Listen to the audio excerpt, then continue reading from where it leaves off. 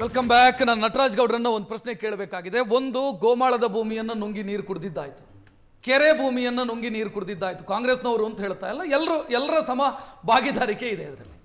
ಈಗ ಪಾರ್ಕ್ನ ಭೂಮಿಯನ್ನು ನುಂಗಬೇಕು, ಪಾರ್ಕ್ನ ಭೂಮಿಯನ್ನು ಹಾಳು ಮಾಡಬೇಕು, ಈ ಹಪಾಹಪಿ ಯಾಕೆ ಅಂತ ಪ್ರಶ್ನೆ ಇರೋದು. ಈಗ ಅದಾದ್ರೂ ಅದ್ರ ಪಾಡಿಗೆ ಇರ್ಲಿ ಬಿಡಿ ನಟರಾಜ್ ಗೌಡ್ರೆ. ಒಂದು ಹೇಳ್ತೀನಿ ನೋಡಿ, ಈಗ ನಿಮಗೆ ಒಂದು ರೆಗ್ಯುಲೇಷನ್ ಇರಬೇಕಾಗತ್ತೆ, ಒಂದು ನಿಯಂತ್ರಣ ಇರಬೇಕಾಗ್ತದೆ.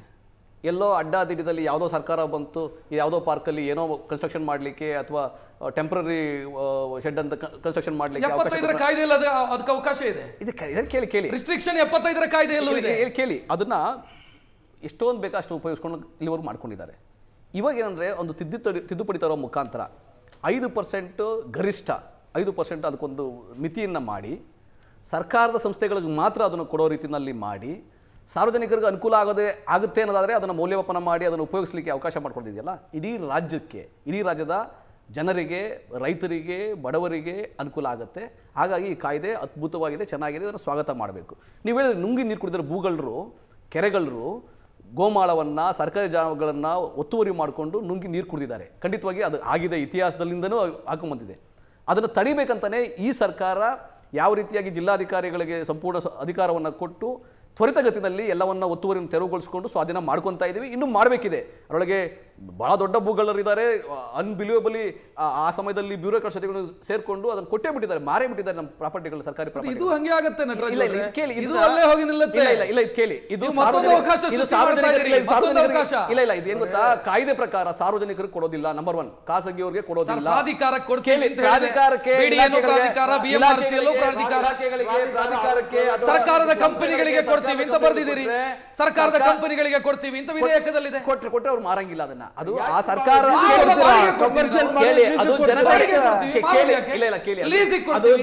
ಅಡಮಾನ ಇಡಬಹುದು. ನಾನು ನಿಮ್ಗೆ ಹೇಳ್ದಲ್ಲ, ಕೆಲವು ಕಡೆ ಏನಾಗುತ್ತೆ ಗೊತ್ತಾ, ಕೆಲವು ಕಡೆ ನಾವು ಜಾಗಗಳನ್ನ ಏನು ತಗೊಂತಿರಲ್ಲ, ಈಗ ಒತ್ತುವರಿ ತೆರವುಗೊಳಿಸ್ತಾ ಇದಾರಲ್ಲ, ಅಲ್ಲಿ ಪಾರ್ಕ್ಗಳು ಮಾಡ್ಬೋದು, ಆಸ್ಪತ್ರೆಗಳು ಮಾಡ್ಬೋದು, ಯಾವುದೇ ಸರ್ಕಾರಕ್ಕೆ ಸಾರ್ವಜನಿಕರಿಗೆ ಅನುಕೂಲ ಆಗುವಂತಹ ಅಭಿವೃದ್ಧಿನ ಮಾಡಬಹುದು. ಅದಕ್ಕಾಗಿ ಇದು ಒಳ್ಳೆಯ ನಿರ್ಧಾರ ಆಗಿದೆ.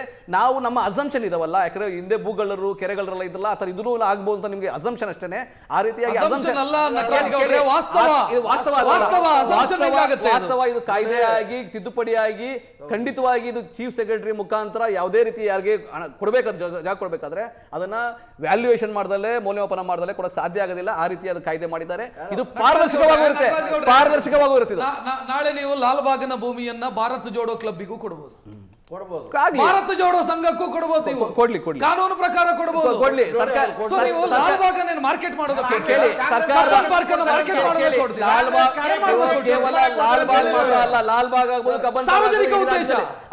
ಸಾರ್ವಜನಿಕ ಉದ್ದೇಶ ಹೆಸರಲ್ಲಿ ಯಾವ ಸಂಘ ಸಂಸ್ಥೆಗಳಿಗೂ ಕೊಡಬಹುದು. ನೀವು ಸಂಘ ಸಂಸ್ಥೆಗಳಿಗೆ ಕೊಡ್ತೀರಿ, ಅದು ಸರ್ಕಾರಕ್ಕೆ ಮಾತ್ರ. ಸರ್ಕಾರದ ನೋಡಿ, ಸರ್ಕಾರದ ಒಂದ್ ನಿಮಿಷ, ಸರ್ಕಾರದ ಸಂಸ್ಥೆಗೆ ಕೊಡ್ತೀರಿ, ಸರ್ಕಾರದ ಸಂಸ್ಥೆ ಇನ್ನೊಂದು ಸಂಸ್ಥೆ ಕೊಡುತ್ತೆ, ಇನ್ನೊಂದು ಸಂಘ ಸಂಸ್ಥೆ ಕೊಡುತ್ತೆ. ಇದೇ ಆಗಿರೋದು ನಿಮ್ಗೆ. ಯಾಕಂದ್ರೆ ಅದು ಹಿಂದೆ ಆಗಿರ್ತಕ್ಕಂತಹ ನೀವು ಏನು ಅವಘಡಗಳಿದಾವೆ ಅದನ್ನು ಗಮನಿಸ್ಕೊಂಡು ನೀವು ಹೇಳ್ತಾ ಇದ್ದೀರಿ, ಆ ತರ ಕಳ್ತನ ಆಗ್ಬೋದು, ಮಿಸ್ಯೂಸ್ ಆಗ್ಬೋದು ಅಂತ. ಆದ್ರೆ ಈ ಸರ್ಕಾರದೆಲ್ಲ ಪಾರದರ್ಶಕವಾಗಿರುತ್ತೆ, ಆ ರೀತಿ ಏನೂ ಆಗೋದಿಲ್ಲ. ಸಾರ್ವಜನಿಕರ ಸದುದ್ದೇಶಗಳಿಗೆ ಮಾತ್ರ ಬಳಸಲಾಗುತ್ತದೆ. ಅದ್ರ ವ್ಯವಸ್ಥೆ ಇರ್ತದಲ್ಲ, ಶಾಶ್ವತವಾಗಿ ಈ ಸರ್ಕಾರ ಶಾಶ್ವತವಾಗಿರಲ್ಲ. ಅದ್ರ ವ್ಯವಸ್ಥೆ ಸರಿಯಾಗಿರ್ಬೇಕಲ್ಲ, ಆ ವ್ಯವಸ್ಥೆ ನಾವು ಸರಿ ಮಾಡ್ತೇವೆ. ಆ ವ್ಯವಸ್ಥೆ ನಾವು ಸರಿ ಮಾಡ್ತಾ ಇದ್ದೀವಿ. ನಿಮಿಷ, ಈಗ ಕರ್ನಾಟಕದ ಜನರು ಯಾರು ಕೂಡ ಇವತ್ತಿನ ದಿವಸ ಟನಲ್ ಮಾಡಿ ಪಾರ್ಕ್ ಒಳಗಡೆ ಅಂತ ಕೇಳ್ತಾ ಇಲ್ಲ. ನೀವು ಮಾಡ್ಕೊಂಡಿರೋದು ನಿಮ್ಮ ಸ್ವಂತ ಹಿತಾಸಕ್ತಿ.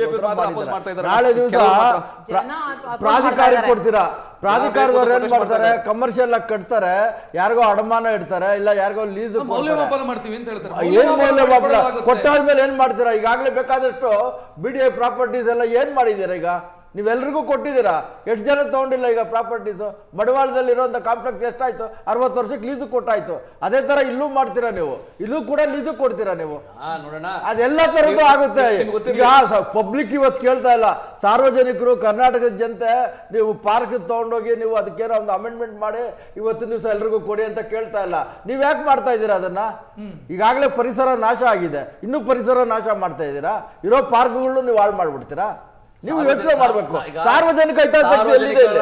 ಸಾರ್ವಜನಿಕ ಹಿತಾಸಕ್ತಿ ಇಲ್ವೇ ಇಲ್ಲ. ಸರ್ಕಾರ ಏನಂತ ಕೂಲಂಕುಷವಾಗಿ ಪರಿಶೀಲನೆ ಮಾಡಿ ಏನ್ ಕೂಲಂಕುಷ ಪರಿಶೀಲನೆ? ಯಾರು ಹೇಳಿದ್ದಾರೆ ಪಾರ್ಕಿನ ಭೂಮಿ 5% ಯಾರು ಕೊಡಿ ಅಂತ ಕೇಳಿದ್ದಾರೆ? ಸಾರ್ವಜನಿಕ ಉದ್ದೇಶಕ್ಕೆ ಬಳಸಿಕೊಳ್ಳೋದಕ್ಕೆ ಎಲ್ಲ ಪ್ರತಿಭಟನೆ ಮಾಡಿದ್ದಾರೆ. ಪ್ರತಿಭಟನೆ ಮಾಡಬೇಕಾಗಿಲ್ಲ, ಒತ್ತಾಯ ಮಾಡಿದ್ದಾರೆ. ಪ್ರತಿಭಟನೆ ಮಾಡಬೇಕಾಗಿಲ್ಲ, ಮನವಿ ಪತ್ರ ಸರ್ಕಾರ. ಅಭಿವೃದ್ಧಿಗೋಸ್ಕರ ಈ ತರ ಉಪಯೋಗ ಮಾಡಿ ಏನ್ ಅಭಿವೃದ್ಧಿ? ಪಾರ್ಕಿಂದ ಯಾಕೆ ಮಾಡ್ಬೇಕು ನೀವು ಅಭಿವೃದ್ಧಿ?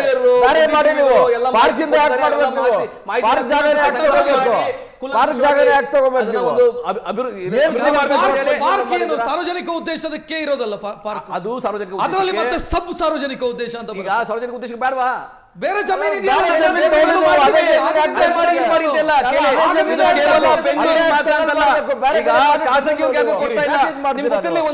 ಒಂದು ಉದಾಹರಣೆ ಕೊಟ್ಬಿಡ್ತೀನಿ. ಇದರೊಳಗೆ ಸದಾಶಿವನಗರದಲ್ಲಿ 10 ಗುಂಟೆ 10,000 ಸ್ಕ್ವೇರ್ ಫೀಟ್ ಒಂದು ಪಾರ್ಕ್ಗೆ ಇದ್ದಂಥದ್ದು ಬಿಜೆಪಿ ಏನ್ ಮಾಡಿದ್ರು, ರಾಷ್ಟ್ರೋತ್ಥಾನ ಕೊಟ್ಬಿಟ್ರು. ಫುಲ್ ಸಂಪೂರ್ಣ 10 ಗುಂಟೆನೂ ಕೂಡ ರಾಷ್ಟ್ರೋತ್ಥಾನ ಕೊಟ್ಬಿಟ್ರು. ಯಡಿಯೂರಪ್ಪನವರು 10 ಗುಂಟೆನು ಅದು ಸಾರ್ವಜನಿಕ ಉದ್ದೇಶಕ್ಕೆ ಕೊಟ್ರ? ನಾವು ಆತರ ಮಾಡೋದಿಲ್ಲ. ಸರ್ಕಾರದ ಜಾಗಗಳು ಅಭಿವೃದ್ಧಿಗೋಸ್ಕರ ಸಾರ್ವಜನಿಕರ ಅನುಕೂಲಕ್ಕೋಸ್ಕರ ರೀತಿ ಎಲ್ಲ ತಪ್ಪು ಮಾಹಿತಿ ಕೊಡಕ್ ಹೋಗ್ಬಾರ್ದು. ಹೇಳಿದ್ರಲ್ಲ ನಟರಾಜ್ ಗೌಡ್ರು ಹೇಳಿದ್ರ 5% ಕ್ಯಾಪ್ ಅಂತ, ಏನು ಪಾರ್ಕ್ಗಳಲ್ಲಿ ಗರಿಷ್ಠ ಮಿತಿ ಮಾಡಿದೀವಿ ಅಂತ. ಸೆಕ್ಷನ್ 4 ಸಬ್ ಕ್ಲಾಸ್ 2 ನಲ್ಲಿ ವೆರಿ ಕ್ಲಿಯರ್ ಆಗಿ ನೀವು ಮಾಡಂಗೇ ಇಲ್ಲ ಅಂತಿದ್ದಾಗಲೇ ಎನ್ಕ್ರೋಚ್ಮೆಂಟ್ ಮಾಡಿದ್ರು. ಇನ್ನು 5% ಕೊಟ್ರೆ ಎಷ್ಟು ಮಾಡ್ತಾರೆ ಅಂತ ನೀವು ಊಹೆ ಮಾಡಿ. ಒಂದು. ಎರಡನೇದು ಇನ್ನೊಂದು ಹೇಳಿದ್ರು, ಸ್ಪೆಷಲ್ ಪವರ್ ಕೊಟ್ಟಿದ್ದಾರಂತೆ ಯಾರಿಗೆ? AC-ಗಳಿಗೆ DC-ಗಳಿಗೆ. ಆ ಕಳ್ಳರಿಂದನೇ ಈ ರಾಜ್ಯದಲ್ಲಿ ಈ ತರ ಆಗಿರೋ ಲೂಟಿ ಹೊಡೆದಿರೋದು. ಅವರೇ ಬೇಕಾದ ಗೋಮಾಳಕ್ಕೆ ಖಾತಾ ಮಾಡಿಕೊಟ್ಟಾರೆ ಅವರು. ಇವತ್ತು ತಹಸೀಲ್ದಾರ್ಗಳು, AC-ಗಳು, DC-ಗಳು ಇವತ್ತು ಈ ಗೋಮಾಳಗಳನ್ನ, ಗುಡ್ಡೆಗಳನ್ನ, ಸಾರ್ವಜನಿಕ ಆಸ್ತಿಗಳನ್ನ ಲುಂಗಿದ್ರೆ ಅವರಿಂದನೇ. ಅಂತವ್ರಿಗೆ ಸ್ಪೆಷಲ್ ಪವರ್ ಸರ್ಕಾರ, ಅಂತವ್ರಿಗೆ ಸ್ಪೆಷಲ್ ಪವರ್ ಅಧಿಕಾರಿಗಳು ಈಗಲೂ ಇರೋದು. ನೀವು ಬದಲಾಗಬಹುದು, ಅವರು ಬದಲಾಗಲ್ಲ. ಬ್ಯೂರೋಕ್ರಸಿ ಬದಲಾಗಬಹುದು. ಅಂದ್ರೆ ಅವ್ರಿಗೆ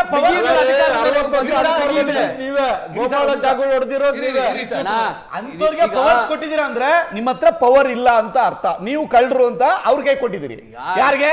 ಕಾಂಗ್ರೆಸ್ ಶಾಸಕರು ಕಾಂಗ್ರೆಸ್ ಸರ್ಕಾರ ಮೇಲೆ ನಂಬಿಕೆ ಇಡ್ತಾರೆ, ಅಧಿಕಾರಿಗಳ ಮೇಲೆ ನಂಬಿಕೆ ಇಟ್ಟು ವ್ಯವಸ್ಥೆ ಕ್ರಿಯೇಟ್ ಮಾಡ್ಬೇಕು.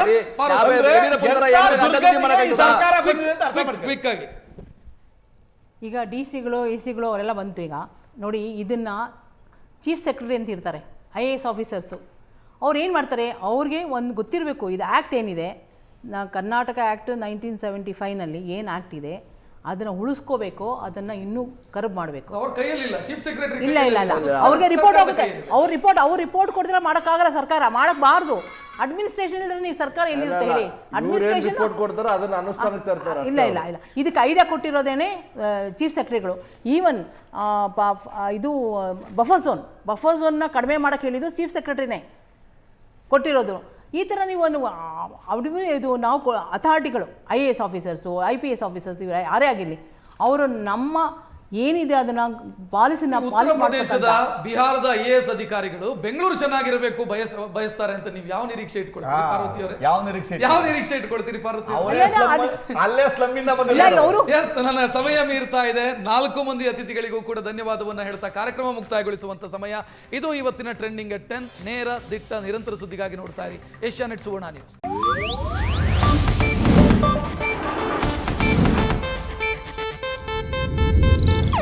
ಇದು ಏಷ್ಯಾನೆಟ್ ನ್ಯೂಸ್ ನೆಟ್ವರ್ಕ್ ಪ್ರಸ್ತುತಿ.